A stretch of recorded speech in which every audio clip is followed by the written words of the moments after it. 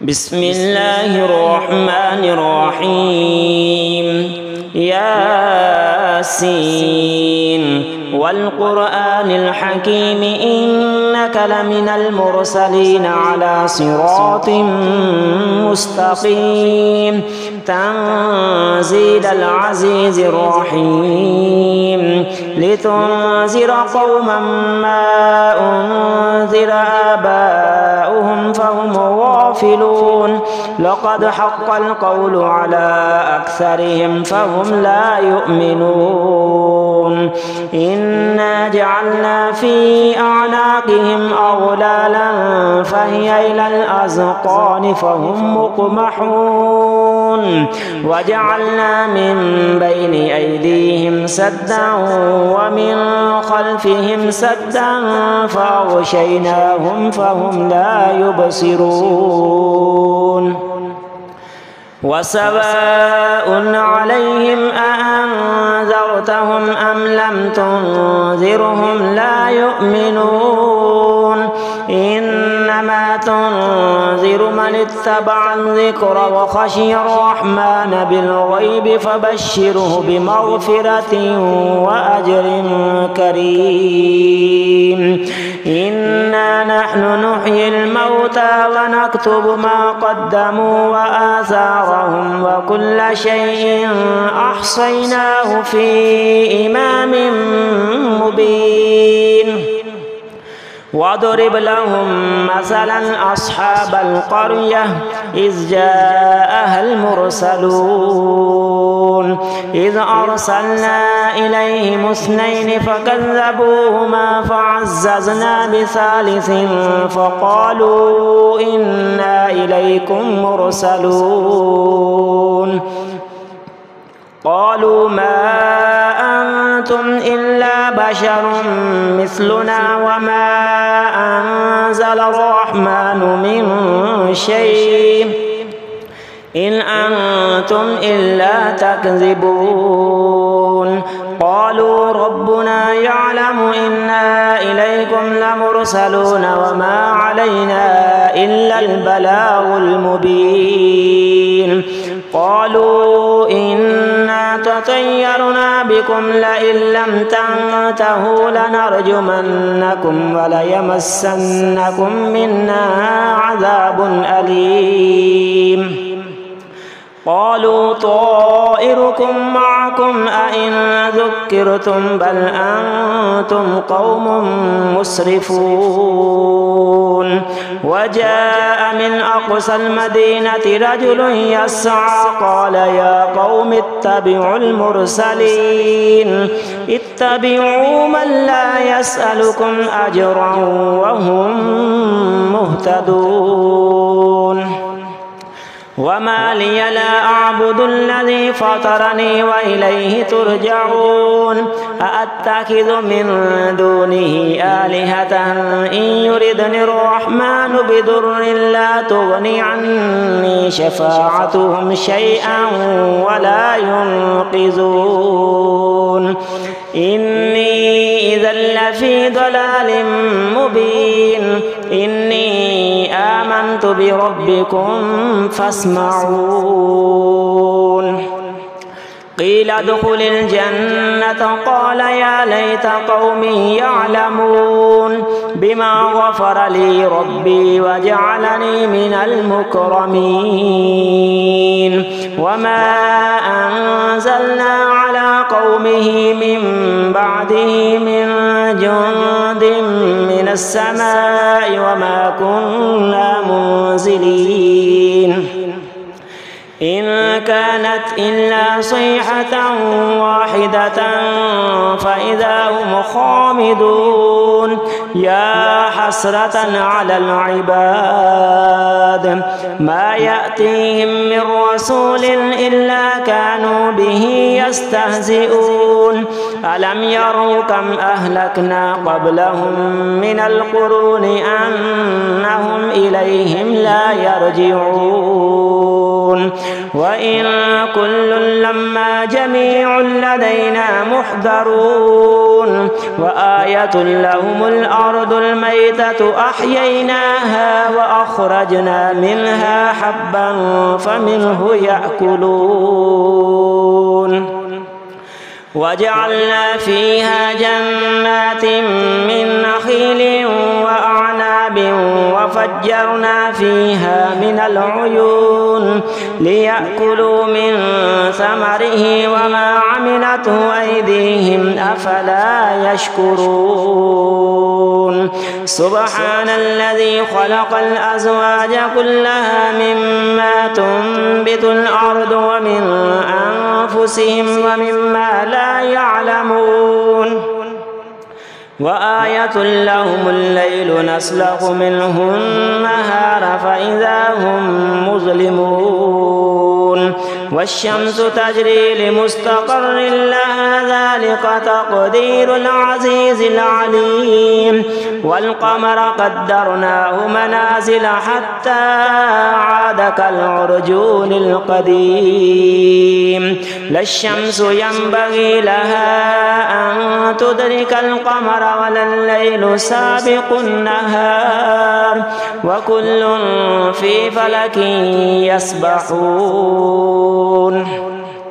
وآية لهم أنا حملنا ذريتهم في الفلك المشحون وخلقنا لهم من مثله ما يركبون وإن نشأ نغرقهم فلا صريخ لهم ولا هم ينقذون إلا رحمة منا ومتاعا إلى حين وإذا قيل لهم اتقوا ما بين أيديكم وما خلفكم لعلكم ترحمون وما تأتيهم من آية